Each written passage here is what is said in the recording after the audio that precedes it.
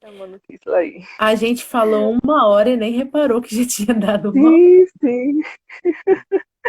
Eu tava tentando salvar a live e não tava indo de jeito nenhum. Ah, daqui a pouco você sabe, eu vou querer vê-la depois. Bom, já temos 6 pessoas, ainda não. Já terminou? Não, daqui a uns 10 minutos Não, termina. é, Deixa eu só aguardar entrar mais então. Tinha umas 10 pessoas, né? tinha umas 14.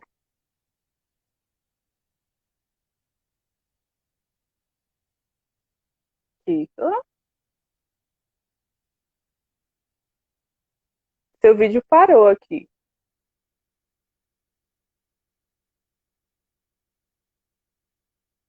Gente, vocês estão me ouvindo? Ah, agora voltou.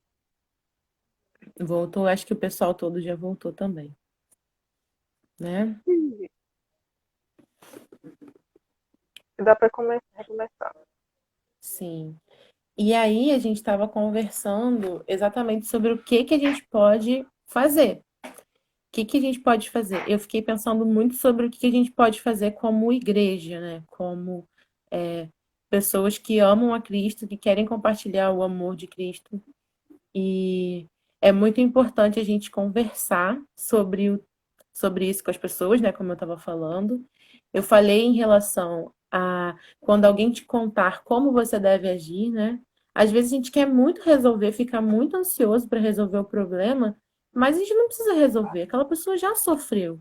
Então precisamos escutar, respeitar o limite que aquela pessoa tem sobre em relação aos relacionamentos que ela vai ter, em relação às posturas que ela tiver, e em relação também ao que ela quer fazer com o trauma, né, e Uhum, aquilo que ela sofreu. É importante a gente nós sermos bons amigos, e enquanto igreja, a gente atuar na quebra dessa cultura, né, na quebra dessa ideia de que as pessoas, as crianças e adolescentes podem ser abusados e os abusadores vão ficar impunes. Eu acho interessante, alguém perguntou assim, se tem condições de percebermos o perfil de um elemento desse, tem alguma característica que o denuncia? Hum, É muito complicado falar sobre isso, porque seria necessário uma live só para explicar como que a gente faz o perfil, né, de uma pessoa. Mas não, eu vou preferir arriscar que não, porque é muito importante a gente não ter preconceitos em relação às pessoas, né? E achar que alguém mais uhum, calado, alguém mais isso, alguém. Então é muito complicado. Mas a gente pode entender que é mais fácil observar pela criança do que observar necessariamente pelo abusador. E pelo o abusador. comportamento que a criança tem com determinados adultos, né? Ela não se sente à vontade, ela vai sentir medo, ela não vai gostar de estar na presença daquela pessoa. Ela pode ficar extremamente desconfortável. Ou nem sempre é assim, né? Porque depende muito da faixa etária. Mas às vezes a criança vai apresentar um comportamento sexual inadequado com aquela pessoa. Isso também pode aparecer. Eu não gosto muito de generalizar, né? Eu entendo que vocês querem um perfil assim específico, mas infelizmente o perfil é qualquer pessoa. Às vezes quem a gente menos espera, às vezes a pessoa mais comunicativa, mais aberta, infelizmente às vezes a pessoa mais que tem mais valores e que faz parte de comunidades, faz parte da igreja. Infelizmente, às vezes é essa pessoa também. Às vezes são primos, né, parentes próximos. É muito importante colocar aqui, né, que criança não abusa criança, né? Criança faz um jogo sexual com a criança. É igualmente ruim, traz danos da mesma forma, mas é só para pontuar que a criança não abusa. Às vezes a criança que está fazendo, tendo aquela atitude, ela também foi uma criança abusada, então ela está só reproduzindo o abuso que ela sofreu. Uhum. A Alice, eu acho que é a Alice, falou nunca perguntar Carissa. detalhes e sempre deixar a vítima Carissa. falar o quanto ela quiser. Exatamente, Alice. Eu não tenho por que ficar perguntando e questionando aquela pessoa dos detalhes para que ela, né, venha reviver aquele trauma. Ah, entendi a sua pergunta. Num presídio é muito comum as pessoas não fazerem nada. infelizmente, assim, principalmente para que eles não sofram represálias. Afinal de contas, o estupro e crime contra a criança normalmente são os mais mal vistos, assim. A pessoa roubou, fez tráfico de drogas, fez tudo, mas ele vai olhar para um pedófilo com um olhar diferente. Embora, às vezes, a pessoa até abusou também, mas aí quando tem o nome pedófilo, quando tem o nome abusador, então eles querem fugir ao máximo dessa, desse estereótipo, exatamente para não sofrerem consequências. Quem consegue, né, verificar se eles realmente fazem parte desse perfil seria uma equipe especializada de psicólogo e psiquiatra. E assim, são vários encontros até você entender se realmente a pessoa cometeu aquele crime, né? São vários dispositivos também. Tem alguma outra pergunta, gente? Ou ficou faltando eu responder alguma parte? Alguma coisa que eu respondi Se ficou vocês alguma tiverem dúvida? alguma pergunta, pessoal, pode mandar, viu? É A agora, gente como já é tá que é? chegando no finalzinho.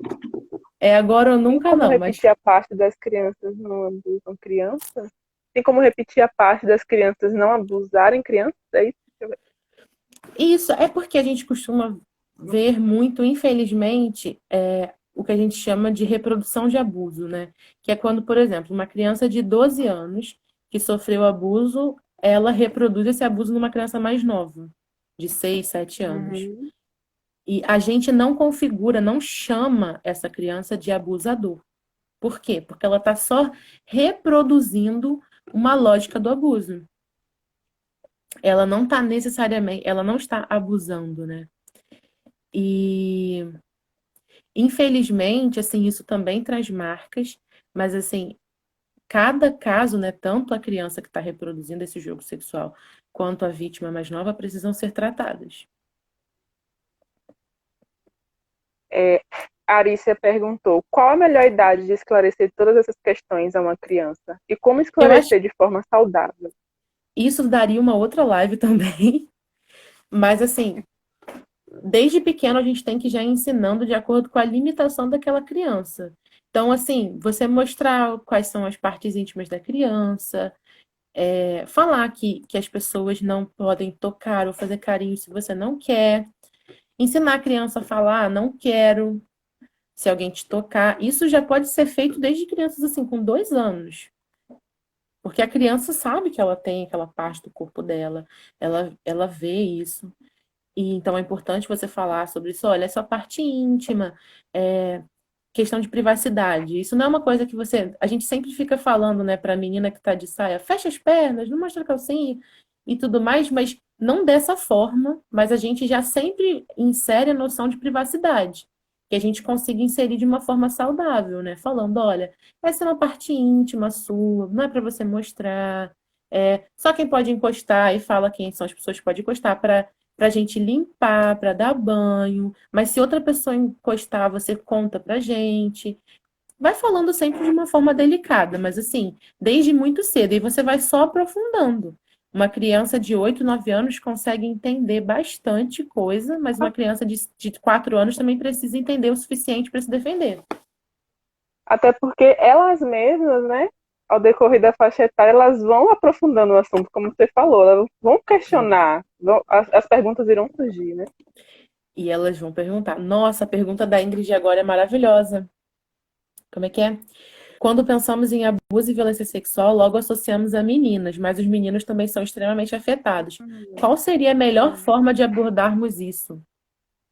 É muito importante essa pergunta, porque as meninas elas são as mais afetadas em questão numérica, talvez, por a gente falar dessa questão cultural.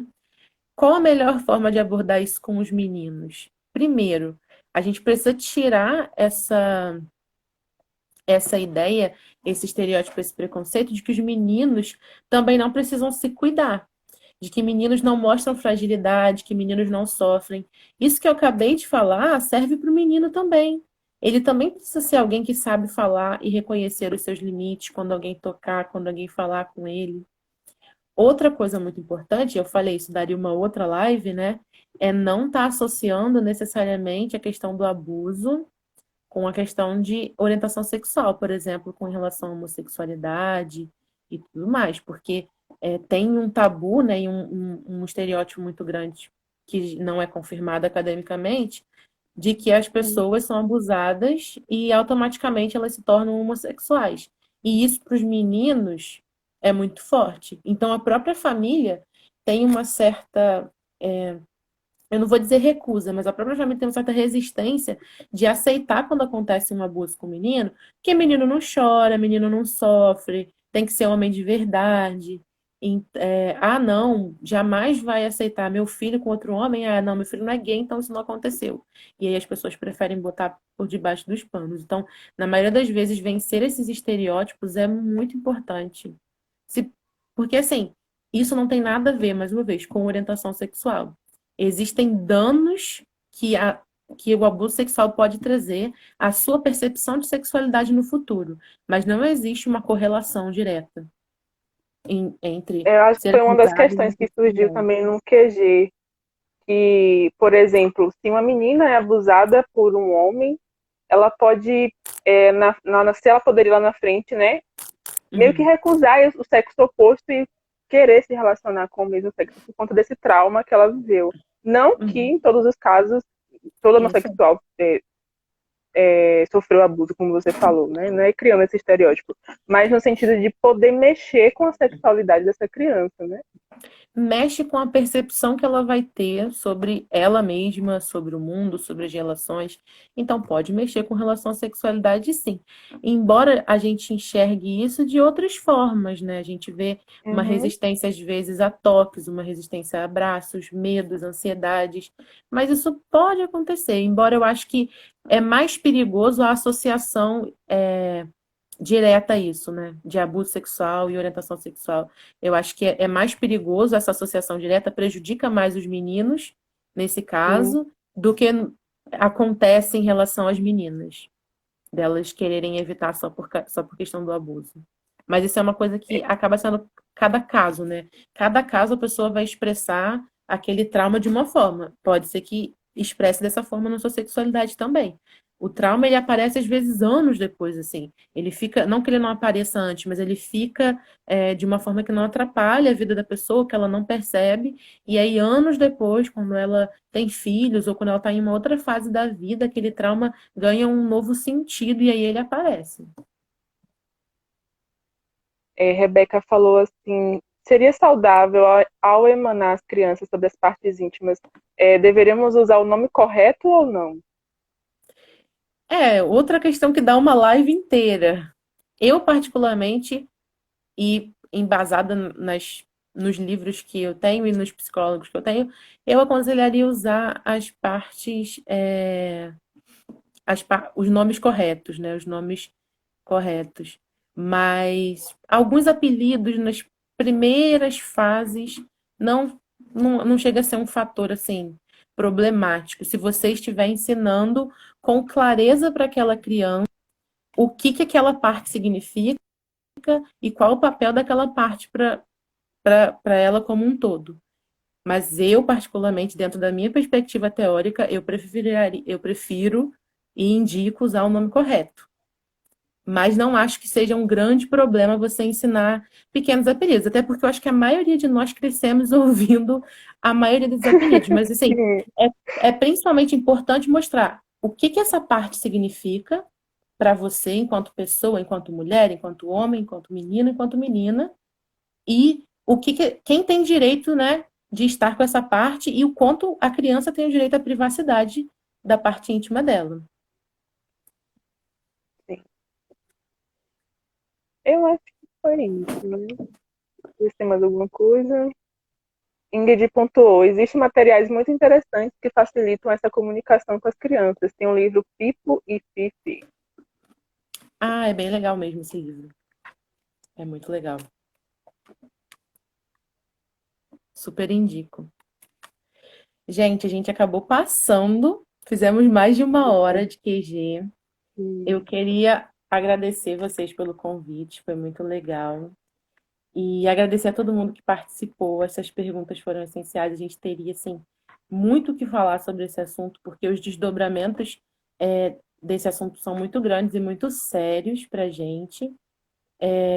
Eu sei que algumas coisas eu acabei dando uma resumida e uma certa reduzida, porque é muita coisa para a gente trabalhar.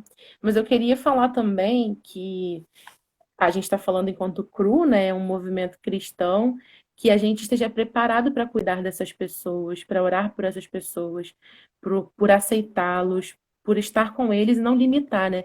Tem uma música que é até uma música que não é louvor, mas ela fala assim, permita que eu fale, não as minhas cicatrizes. Então, que essas pessoas possam ser amadas e reconhecidas e viver uma vida feliz no Evangelho, viver uma vida feliz com Deus, e não só em cima daquela cicatriz que ela viveu. Sim, ela tem cicatrizes, às vezes a gente vai ouvir essas cicatrizes, mas essas pessoas são muito mais do que isso também, né? E tem muitos homens e mulheres fortes que estão dentro das nossas igrejas e estão abençoando muitas vidas e que infelizmente sofreram muito por isso. Então, quando a gente olha por uma criança sobre isso, quando a gente olha para alguém que viveu essa realidade, você olha pensando não que ela vai ter um futuro horrível, né? Eu acho que isso é o que a parte do evangelho traz pra gente, né? É de que ela pode ter um futuro também muito muito lindo na presença de Deus e recebendo essa graça. Esse é o nosso papel, mostrar para eles que a graça de Deus pode fazer com que eles vençam esses desafios. E eu estou muito feliz de ter participado com vocês. Muito obrigada pelo convite. E quem Nós sabe em outras estamos lives a gente felizes. conversa mais. Com certeza. Já tem um sofá lá no Rio de Janeiro, você já tem aqui na Tem, Bahia você tem um também. sofá em Niterói e em Magé, porque Aí, agora eu estou em Magé com essa pandemia. pronto. É verdade. Obrigada, Kistela. Muito obrigada mesmo. Foi muito bom, né, compreender um pouco sobre isso. E o meu desejo é que, como você falou, a gente está num contexto universitário, né? Eu acredito que Deus ele pode usar nossas profissões para a glória dele. E se Amém. esse assunto está sendo né, trazido agora, para a gente parar para pensar se a nossa profissão também não pode glorificar Deus nesse ramo, né? A Sim, gente falou tantas coisas importantes aqui de como isso pode ser prejudicial para a vida da vítima, né? E você falou agora sobre a importância do evangelho nesse contexto. Por que não fazer da nossa profissão um instrumento para Deus, né? E sim. se engajar nisso de verdade. Eu acho que o intuito da live foi exatamente isso. Você que faz psicologia, enfermagem, medicina, outra na área da educação também pode contribuir para a sociedade, testificando, né, a nossa verdade, o evangelho de Deus e abençoar a vida dessas pessoas. Sim. Muito obrigada. Eu que agradeço. Eu vi várias frases lindas agora rolando assim. Um grande abraço para todos vocês. Um beijão. Beijão. Tchau, tchau, Kiko. Tchau, gente. Deus abençoe vocês.